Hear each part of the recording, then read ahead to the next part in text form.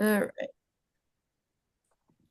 Do you say individual with autism or do you say an autistic individual? This is a controversial debate that is taking place to this day.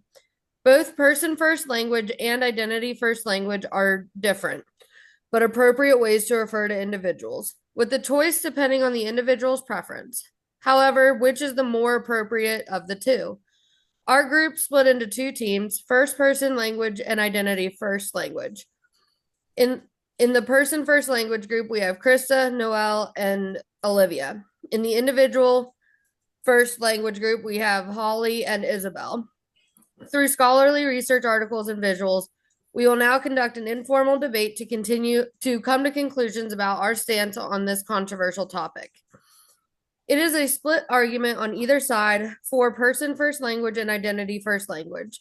It has been seen that person first language is often used in professional and academic settings where individuals in these communities are advocating for the use of identity first language. It has been discussed how the use of person first language can be more likely to draw attention to a disability and further accentuate stigma.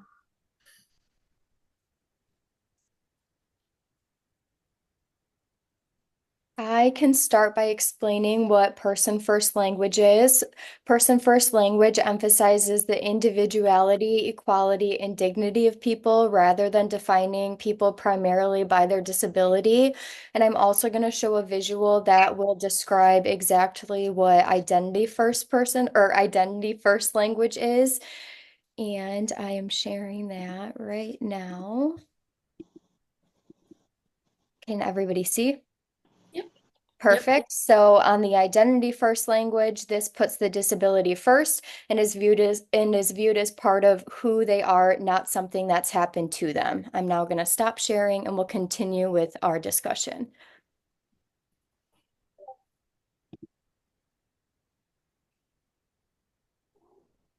I'm trying to stop sharing.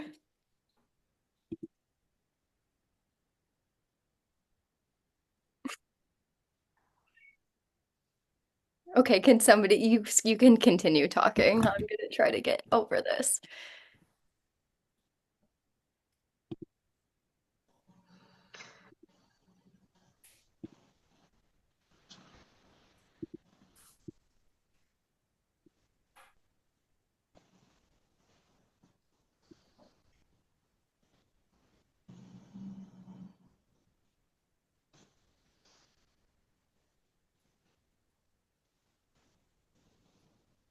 I can continue. So to add on, person first language identifies again the person first and the diagnosis second. So in person first language, we refer to the person with autism instead of an autistic person. Again, people who prefer person first language consider their diagnosis as a piece or a part of them, not their entire identity. When looking at some statistics about people who use person first language, um, it shows that from a poll of the disability community members, 56% preferred person first language, 11% preferred identity first language, and 26% of people were okay with either. Um, and in a study of disabled people, 49% preferred identity first language, while 33% preferred person first language. However, for this debate, people with mobility disabilities were most likely to prefer person first language. And of college students like us, 40% rated person first language as extremely valuable, while 9% rated it as having limited to no value. One of my questions that I had for the Q&A was, do you think that based on the disability, the language that you would use would be different? I know we haven't gone into identity first, but it's just something to think about in terms of like it's not always autism or it's not always something that you're born with. Maybe people with mobility issues may affect the way that we think about what language we want to use. That's one thing that I did see in my research. That person first language is most commonly used by professionals and like educators and that type of like role, whereas identity first language has been more preferred by people with these specific disabilities. But I have also seen how using, sorry, I just lost where I was at. See that using identity first language is more inclusive, where people sometimes view person first identity to be more stigmatizing towards the disabilities, where often it's used as more, for more specific disabilities like autism or intellectual disabilities rather than blindness or deafness. So it's used kind of interchangeably for different types of disabilities, is what I've seen.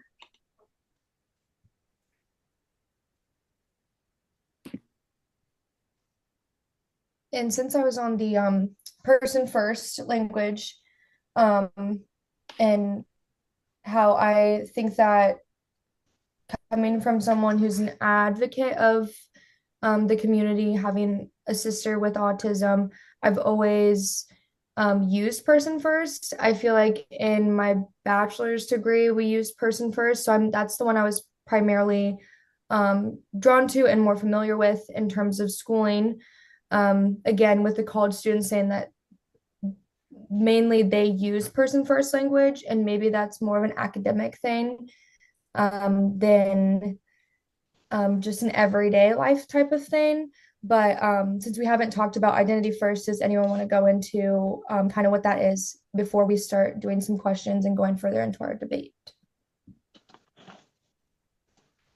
So identity first, going back to the visual that we had that Olivia originally showed. Let me see if I can share my screen again.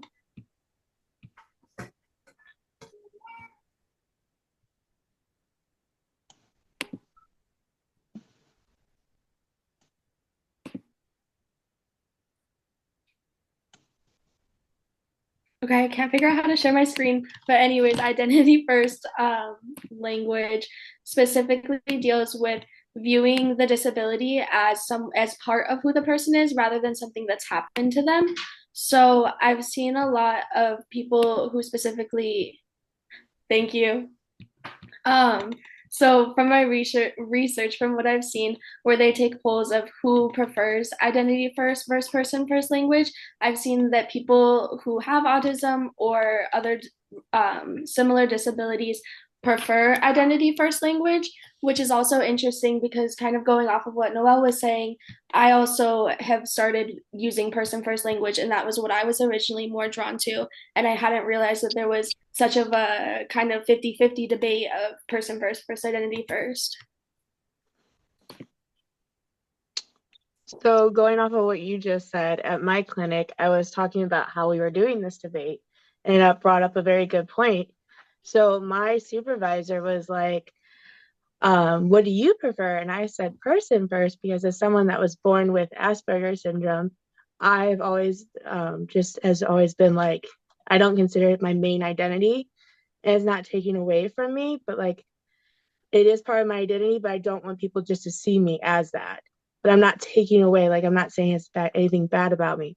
And she was like, I always think like I don't go around telling everybody that like that I'm that I'm a pansexual. And I was like, whoa, I didn't even think about that.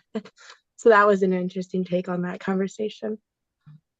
Going off of what you're saying, like I feel like when I talk about myself, I tend to lean more towards the identity first. But if I'm talking about someone else, I will use person first unless I know their preference. I think that's Krista, sorry, go for it. I was just saying, I like that everybody, like this is kind of bouncing off your Q&A question too, talking about different disabilities and different diagnoses and kind of going outside of the range of autism. But there's another visual as the illustrator, one that visually captures person first language, and it's a visual of a girl in a pink dress saying, "I'm not wheelchair bound, I'm a wheelchair user who's free to move." So this image shows how the girl emphasizes that she's a wheelchair user rather than wheelchair bound, putting her disability second by focusing on being free to move rather than being in the wheelchair. So I just think it's really interesting to bounce off of Krista, how you said that you don't say that you have Asperger's, and saying how you're pansexual, just like she's not saying she's wheelchair bound, she's a wheelchair user. So I just thought that was really interesting and wanted to add that point to the debate. I think that's a really good point as far as like um person first and like thinking. I think I would use the same thing. Um, like what Holly said, like you don't, when you think about it in terms of other people, you kind of view it differently than when you would think about it for yourself. And I think that that's like mainly this whole debate on if like what you prefer as like as yourself. Um, and again, like out of different disabilities, like what different people prefer in terms of like something that you're born with or something that, happens to you later in life, how you view the language. And I have another question that like we can think about when thinking of identity versus person first would be if we're unsure of what someone prefers, what language should we use, and is it okay to ask? Is my question. I think it's definitely okay to ask. I don't think that I feel like being afraid to ask or like shying away from it kind of continues that stigma of like making it an uncomfortable conversation. So just being having an open and honest conversation with like respect on both ends, just kind of saying like, "Hey, what do you prefer?"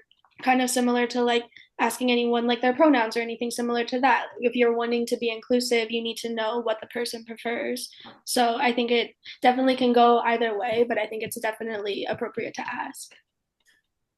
So, how do you guys feel about the statement that person first language serves to drive the wedge between the person, the good, and the autism, the bad?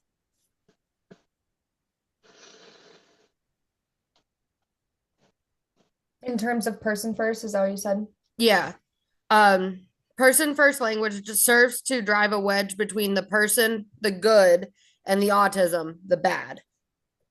I think in person first language, it recognizes their unique identities and contributions rather than focusing on the diagnosis of that person. Like you're recognizing all of the other aspects of them before their diagnosis.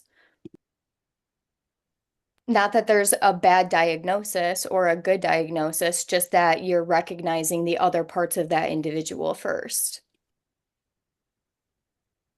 I think that's a really good point, Olivia, that you made about like the wedge between the two. Um, I read a lot in one of my questions that we can just like bounce off of going directly from that is that a lot of people believe that person first language makes it sound like identity first language is an insult.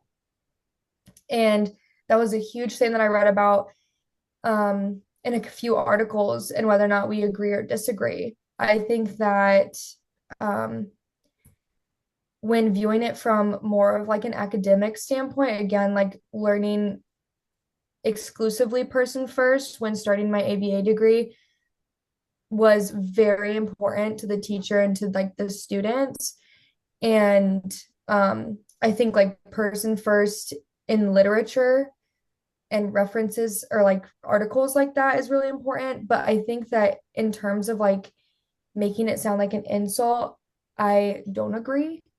I don't think that using person first takes away from identity first in any way. It really is based on the person, and it if you think it's an insult, there's something wrong, like to begin with. If you think that like someone having any sort of disability is a good or a bad. Um, but what do you guys think about person first and if it makes identity first sound like an insult? So going off of that, I know I was reading in the articles that we decided to use for references, and a lot of them were stating that like that for children that we should use identity first because we don't want to take away from their from what they have. But for like college students, I think as you get older and you get just like I think they want to make it more not the fact that we're taking away from them, but like not making it just about them. So I think it just depends on the age as well. But I also believe it's like a person to person thing. But you bring up some good points about that. So I'm curious because we're debating about like college students using like one versus the other. And in a lot of our research, I know in my Dunn and Andrews article in 2015 that was published, like the APA Association, American Psychological Association, American Medical Association, like Speech, Language, and Hearing Association, a lot of them use person first language. Like, what are your thoughts around professions, like kind of using one automatically before talking to individuals about what they prefer? I think when it comes to talking about the entire community or the entire population of somebody with these diagnoses, you got to phrase it in a way that's generalizable that everyone can understand. As far as person first or identity first, I'm not sure which is the correct way to do it, but you have to generalize it enough that it gets the point across of like we are talking about this very specific group of people.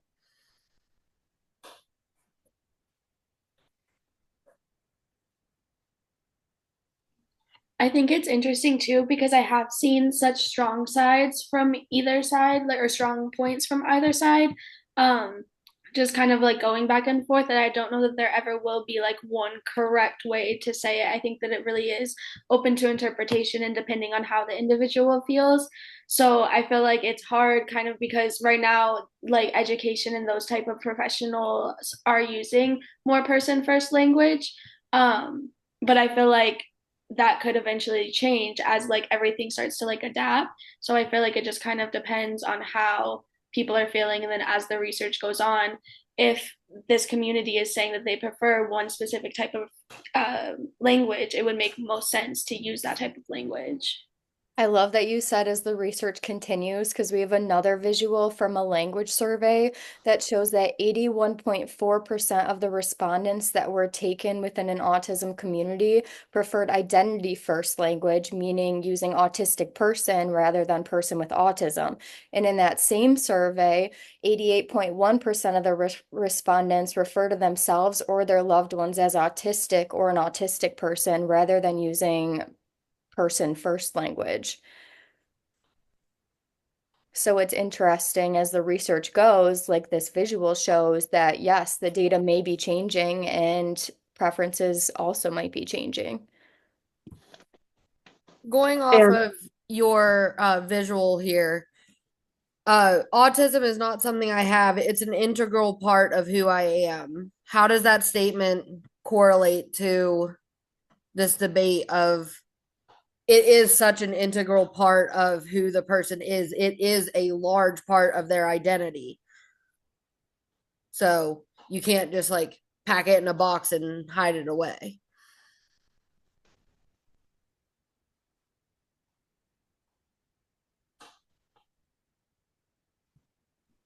I feel like it's interesting because it is describing like a characteristic of a person, and because disabilities and things like that are so stigmatized, it makes it more uncomfortable or hard to talk about because as you're talking about like your eye color or your hair color, those are also characteristics of yourself, but it's not as weird to say like I'm a person with blue eyes as it might be to say I'm a person with autism or something like that. So I think it's interesting how different characteristics of yourself also have like this type of discussion in between which is better, which is preferred. Isabel, you brought up a good point of just using other characteristics as an example.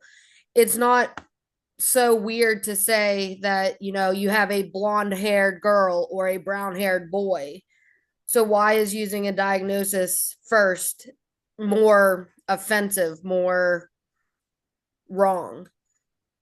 You have if you have autism, you are an autistic person, just like you have blonde hair, you're a green-eyed girl or a brown-eyed girl.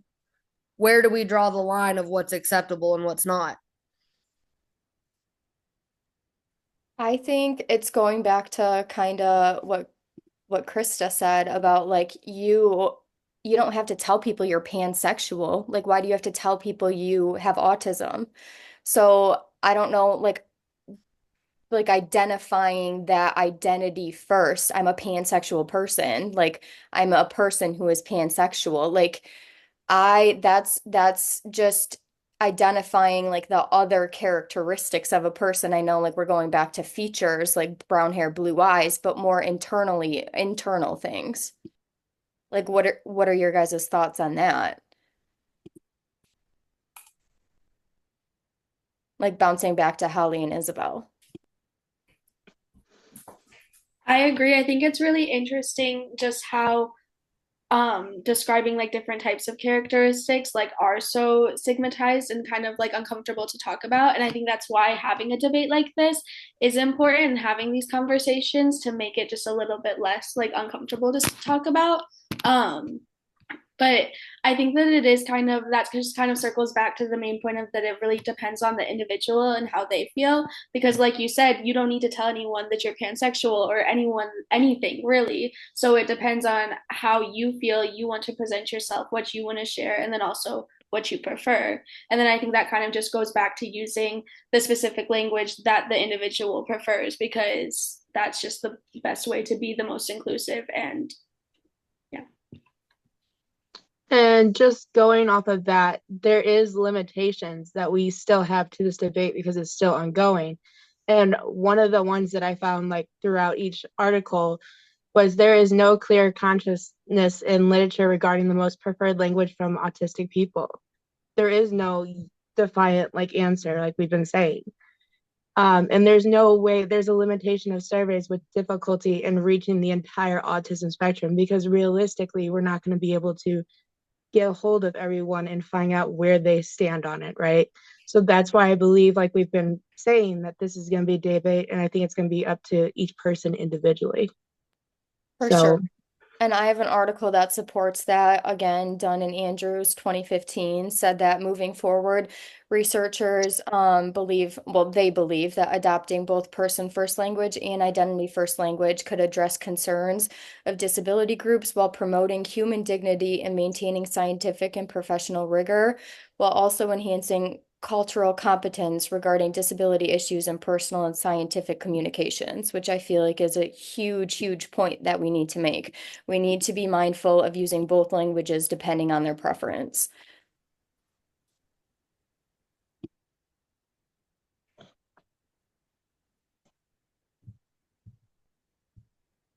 I think that, like, to summarize everything, I after this whole debate and thinking about identity first and person first, I think that um after you guys and like educating more on the subject, because I was more person first, I think that again it depends on person to person. I think with more, like I said, like academic or maybe medical things, it's a little different because like I don't know if you guys started, but like just for the BACB, they use person first and stuff. So I think that I'll continue to use person first, but I will be more mindful in the future about using identity first for the individual just because I'm so used to person first.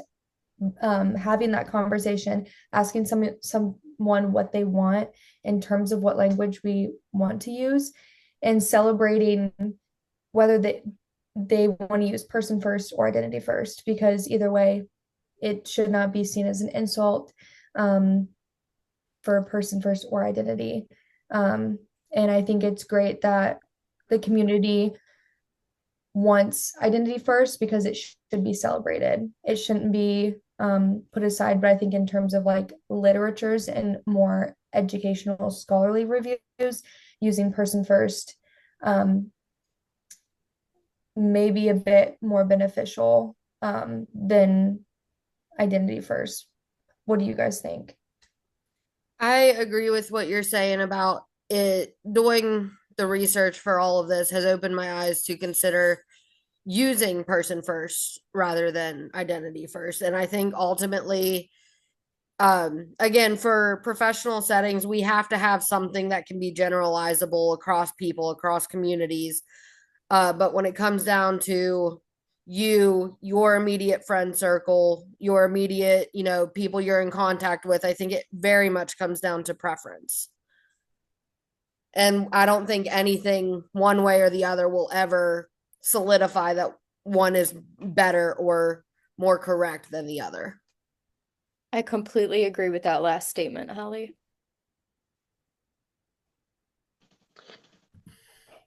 One other Yeah. point. Oh, sorry.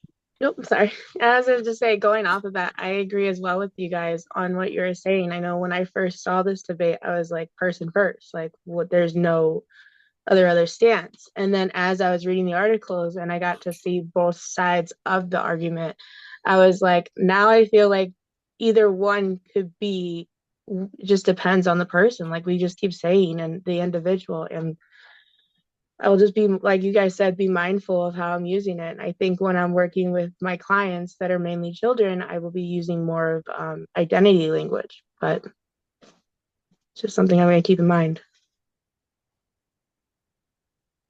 One thing that I had wanted to add from one of the articles that I had from Gernsbacher that was published in 2017, I thought it was interesting because they had pointed out that person first language is often used for children who have disabilities, but not for children without disabilities, which I thought was kind of interesting because I have also seen that where you might describe a child as a child with autism, where then they would say they're typically developing peer instead of their peer who is typically developing. So I thought that was kind of interesting, just the separation right there. I wasn't sure if you guys had any like experience with that. I work in a school, so I see it a lot more, like kind of that. But I just thought that that was really interesting.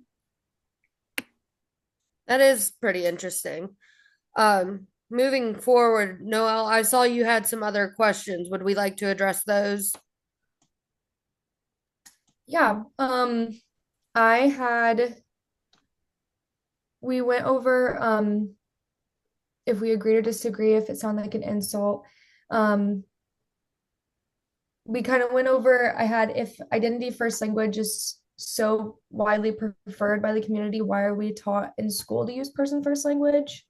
Again, we kind of touched on it with like the articles and just being more generalizable in terms of like the language that we're using. One question is if you had any sort of disability, what would you prefer? Like in terms of this debate, we have person first and identity first.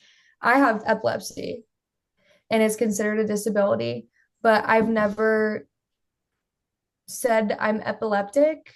Like but I've always said that I'm a person who has epilepsy just for myself. So I was curious to see like if you could just pick one, or if you could think of if you had a disability, what would you prefer? I know Krista talked about using person first.